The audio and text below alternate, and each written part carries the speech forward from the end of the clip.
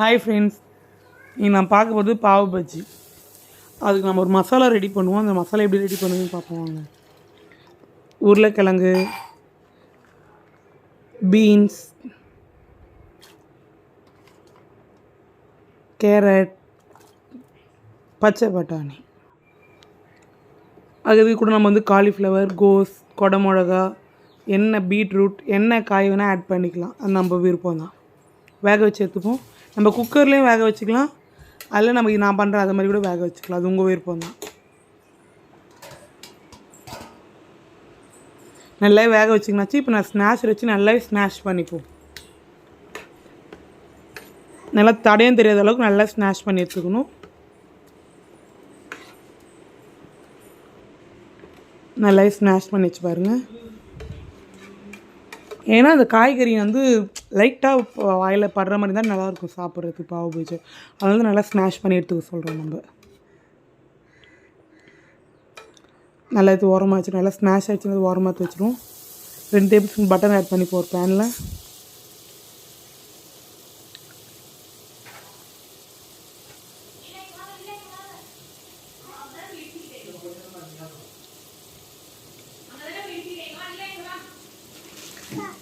Butter நல்லாவே இதாகிடுச்சு. இப்போ வந்து நம்ம சீரகம் ஆட் பண்ணிப்போம்.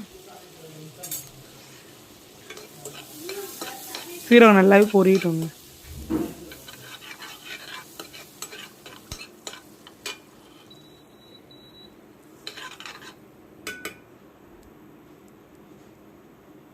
சீரகம் நல்லாவே பொரிஞ்சிடுச்சு. இப்போ வெங்காயம் ஒரு 4 வெங்காயம் நான் ஆட் பண்ணிடுறேன். பொடிசாக கட் பண்ணி.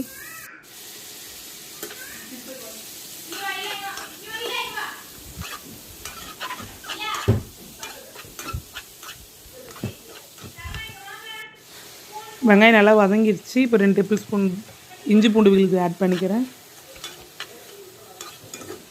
நல்லாவே வதக்கி எடுத்துப்போம். அப்போ அந்த வெங்காயம் வந்து டேஸ்ட்டு நம்ம செய்கிற குழம்புலையும் சரி, தொக்குலையும் சரி, இந்த ரெசிபிலையும் அந்த வெங்காயம் தான் டேஸ்ட்டு.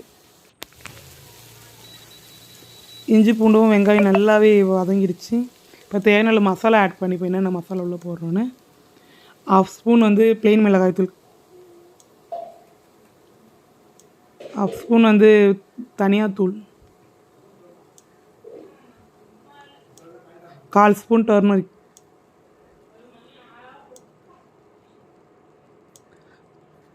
1/2 ஸ்பூன் வந்து கரம் மசாலா. இந்த 4 மசாலா தான் ஆட் பண்ணுவோம்.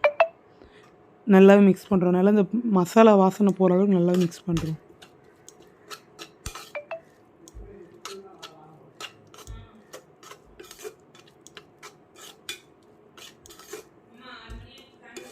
நம்ம சேர்த்த மசாலா வந்து நல்லாவே கலர் சேஞ்ச் ஆகும்.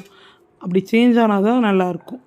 அந்தளவுக்கு நம்ம நல்லாவே வதக்கி எடுத்துக்கணும். இந்த வர நல்லாவே சேஞ்ச் ஆகிட்டு பாருங்க. இப்போ இது கூட வந்து நம்ம ஒரு 4 வெங்காயம் சேர்த்துமா, 8 தக்காளி ஆட் பண்ணிப்போம். 1:2 ரேஷியோ தான் எல்லாமே. இந்த டிஷ்ஷுக்கு தக்காளி கொஞ்சம் நிறைய சேர்த்துக்கணும், அந்த புளிப்பு இருக்கிறதுக்கோசரம். ஏன்னா இப்போ நம்ம தட்டுப்படி மூடி வைக்க போகிறோம். இப்படியே விட்டால் கருகிடும். தண்ணி கொஞ்சம் ஆட் பண்ணிப்போம், அதனால கருகாமல் இருக்கிறதுக்கு. கொஞ்சமாக ஆட் பண்ணிக்கோங்க. தேவையான உப்பு போட்டு தட்டைப்பட்டு மூடி வச்சுருவோம். நல்லாவே அது வெந்து வரும்.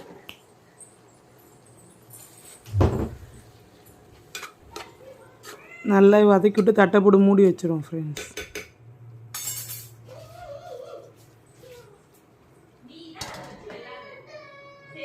நல்லாவே வெந்துடுச்சு. இப்போ ஸ்மாஷர் வச்சு தக்காளி வெங்காயம் நல்லா ஸ்மாஷ் பண்ணி எடுத்துப்போம்.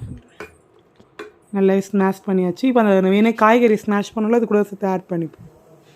ரெண்டுத்தையும் நல்லா மிக்ஸ் பண்ணிவிடுவோம் ஃப்ரெண்ட்ஸ்.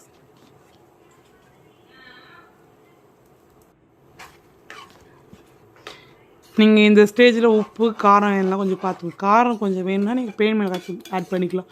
இல்லை ஓகேன்னா இப்படியே விட்டுருலாம்.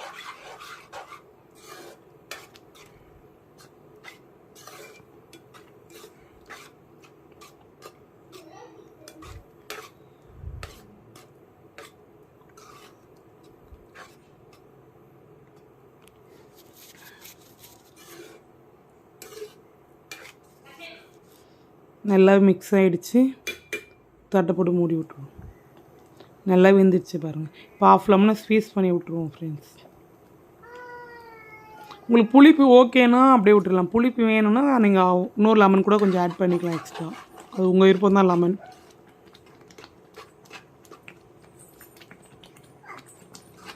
செமி கிரேவினா இந்த ஸ்டேஜில் ஆஃப் பண்ணிடலாம். லெமன் புழிஞ்சிடும், ஒரு 5 நிமிஷத்துலேயே ஆஃப் பண்ணிடலாம் ஃப்ரெண்ட்ஸ். இல்லைன்னா திக்காக வேணுன்னா லெமன் புழிஞ்சிடும், ஒரு 10 நிமிஷம் ஆகும் நல்லா கிரேவியாக வரதுக்கு.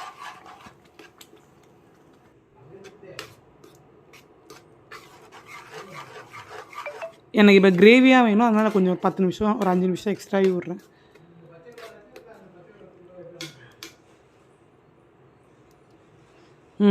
ரெடி ஆகிடுச்சு ஃப்ரெண்ட்ஸ். பாவ் பஜ்ஜி மசாலா ரெடி. இப்போ பாவ் பஜ்ஜி ப்ரெட்டு பன் எப்படி பண்ணுறதுன்னு பார்க்கலாம் வாங்க. ஒரு பன்னை எடுத்து நடுவில் 2ஆக கட் பண்ணிவிட்டு பட்டர் தடவிப்போம்.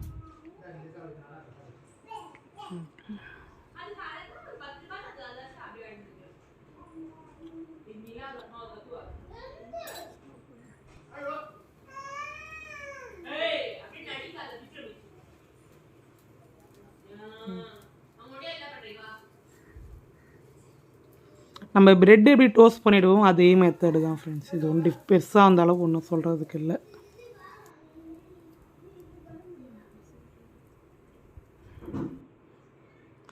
இதுதான் ஃப்ரெண்ட்ஸ் பாவ் பஜ்ஜி. இது மாதிரி செஞ்சு பார்த்தீங்கன்னா கமெண்ட் பண்ணுங்கள் ஃப்ரெண்ட்ஸ். நிறைய பேர் வீடியோ பார்க்குறீங்க, சப்ஸ்கிரைபே பண்ண மாட்டேறீங்க. சப்ஸ்கிரைப் பண்ணால் எங்களுக்கும் நெக்ஸ்ட் வீடியோ ஒரு மோட்டிவேஷனாக இருக்கும் ஃப்ரெண்ட்ஸ். பாய்.